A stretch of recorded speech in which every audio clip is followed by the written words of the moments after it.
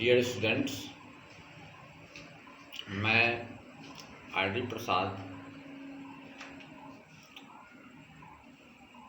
आज परिस्थिति बस कोरोना महामारी के कारण आपकी अपनी संस्थान NMDB coaching centre online class शुरू किया है। मैं तमाम छात्र छात्राओं से आग्रह करूंगा कि आप लोग मेरे द्वारा तैयार किए गए वीडियो को भली भांति देखेंगे और लाभ उठाएंगे। यदि इसमें किसी तरह की त्रुटि हो, दिक्कतें हो, तो इसी वेबसाइट पर कमेंट करके आप भेजेंगे, मैं उसका भरसक निदान करूंगा। तो आज मैं साइंस के ब्रांच केमिस्ट्री का मूलभूत अवधारणा यानी फंडामेंटल कंसेप्ट ऑफ केमिस्ट्री आपको मैं बताऊंगा। ये रसायन शास्त्र की सबसे फर्स्ट प्रीफेस है जिसे मैं आपको बताने जा रहा हूं। तो फंडामेंटल केमिस्ट्री के जानने के पहले सबसे पहले आपको जानना है रसायन शास्त्र की परिभाषा, डेफिनेशन ऑफ केमिस्ट्री, यानी केमिस्ट्री किसे कहते हैं, रसायन शास्त्र क्या है, जानना है। तो आइए, रस और आयन, रस जोड़ आयन रसायन, यानी रस का घर। रस का घर कहाँ है?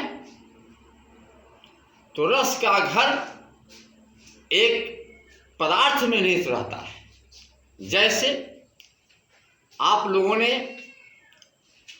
बहुत सारे फल का रस खाए हैं, स्वाद लिए हैं, कहे हैं कि सर ये खट्टा लगता है, ये मीठा लगता है, ये कड़वा लगता है। यानी पदार्थ के अंदर जो रस है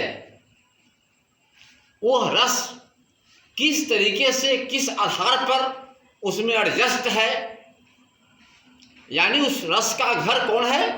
पदार्थ है। तो पदार्थ के संबंध में आपको जानना है, क्योंकि केमिस्ट्री कहता है कि पदार्थ के बारे में जानिए। केमिस्ट्री में यानी पदार्थ का जो मूल घर है, रस का जो मूल घर है वह पदार्थ है। यानी रसायन शास्त्र विज्ञान की वह शाखा है जो किसी वस्तु के, किसी पदार्थ के संबंध में उसका संरचना, उसका बनावट और उसमें होने वाले परिवर्तन यानी रासायनिक परिवर्तन के संबंध में क्रमबद्ध और विशेष जानकारी हासिल की जाती है। तो यानी केमिस्ट्री के परिभाषा से हम पहुंचते हैं सीधे पदार्थ पर, मैटर पर। यानी अब हमको ये बताना है कि मैटर क्या है, यानी पदार्थ क्या है। तो वे सदृश्य और अदृश्य, सदृश्य और अदृश्य वस्तुएं जिनमें भार हो, जो स्थान छेके और जो रुकावट डाले, रुकावट पैदा करे। यानी पदार्थ के लिए 3 शर्त याद कर लें। यानी वैसे वस्तु जिसमें भार हो, रुकावट डाले और स्थान छेके, ये शर्त को पालन करने वाले जो भी वस्तुएं होंगे वे सभी के सभी पदार्थ होंगे। अब आप कहेंगे कि सूरज की रोशनी क्या पदार्थ है और हवा क्या पदार्थ है? तो चलिए, सूरज की रोशनी जगह तो छेकता है लेकिन उसमें भार नहीं है। कभी देखिए, उसमें भार नहीं है। जबकि हवा को किसी ने नहीं देखा, अदृश्य है, लेकिन उसमें भार है, उसमें वो दबाव डालती है, रुकावट पैदा करती है। तो इसलिए आपने कभी हल्लर में, चक्रवात में, आंधी में पड़े होइएगा, जोड़ों की पछिया की हवा, पूर्वा की हवा में पड़े होइएगा, आपको रास्ता आगे बढ़ने नहीं देता है। क्यों? कि उसमें रुकावट डालने की क्षमता है। और हजारों टन वजनी जहाज, हजारों टन ट्रक पर लदे हुए सामान साइकिल के टायर पर हवा कस करके लोड किए जाते हैं। तो ये तमाम जो आप देखते हैं दैनिक जीवन में, उसमें आपको लगता है कि पदार्थ जो है वह रुकावट डालता है, उसमें भार है और वह स्थान छेकता है। यह तीन शर्त जिसमें है वही पदार्थ है। तो समझ गए आप? चलिए, तो अब हम पदार्थ की थोड़ा सा अवस्थाएं पर भी ध्यान दें। State of matter. तो पदार्थ की अवस्था यानी अभी आप लोगों के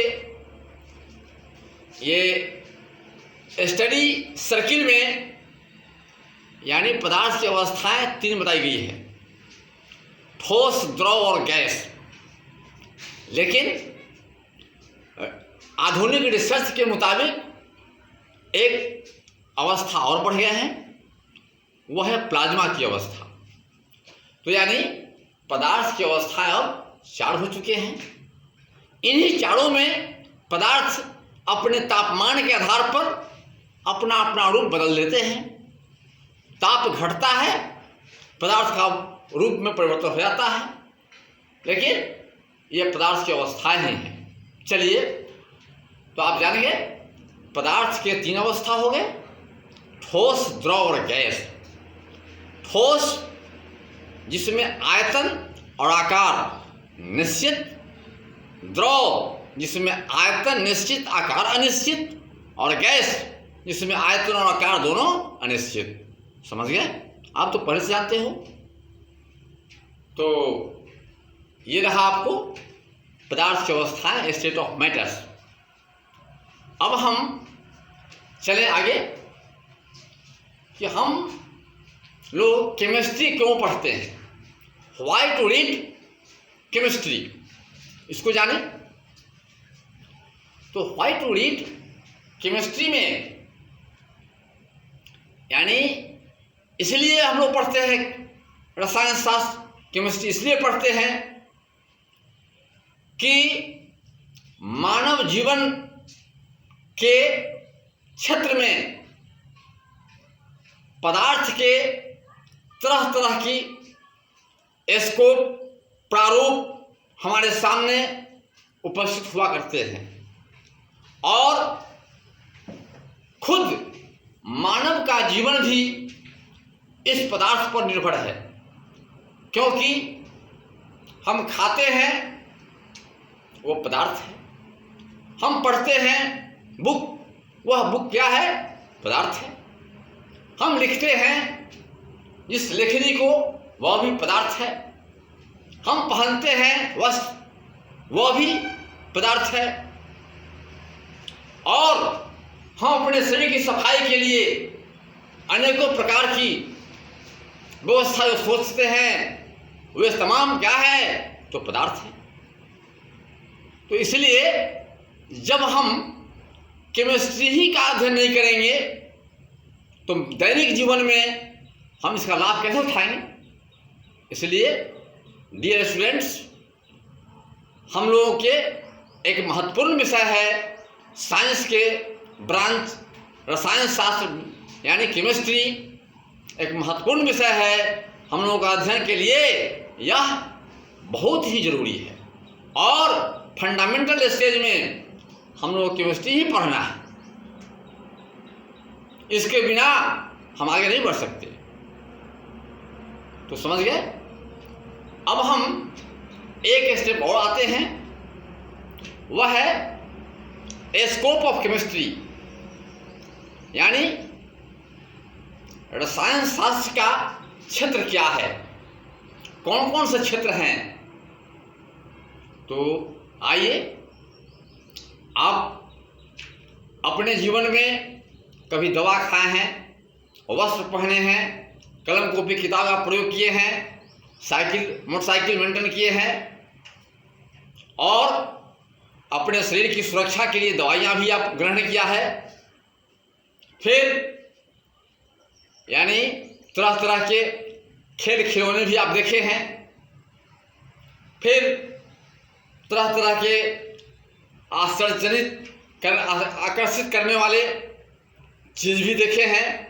क्या अनुमान लगाए हैं? वे सभी रसायन शास्त्र के ही क्षेत्र हैं। मानव जीवन में सबसे पहले खाद्यान्न यानी जिसको हम खा करके हम अपने ऊर्जा को प्राप्त करके अपने जीवन में आगे बढ़ते हैं, खाद्यान्न के क्षेत्र होते हैं।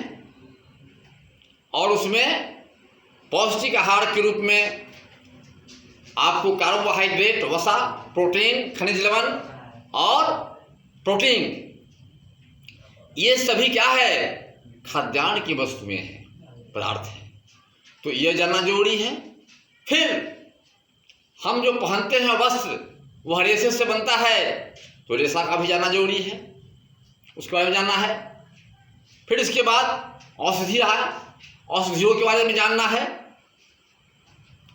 और फिर यानी युद्ध के क्षेत्र में तरह तरह के अस्त्र शस्त्र बनाए जा रहे हैं। आज आपके सामने कोरोना महामारी के रूप में आप देखते हैं कि विषाणुओं के ढेर पर मानव कैसे यानी जी रहा है।